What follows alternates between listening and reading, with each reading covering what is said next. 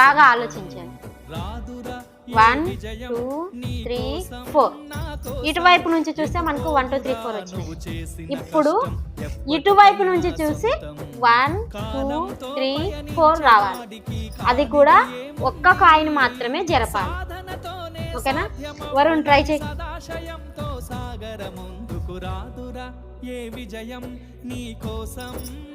4 3 1 2 నువ్వు చేసిన కష్టం ఎప్పటికైనా సొంతం. 4 1 1 2 2 కృతి 4 2 4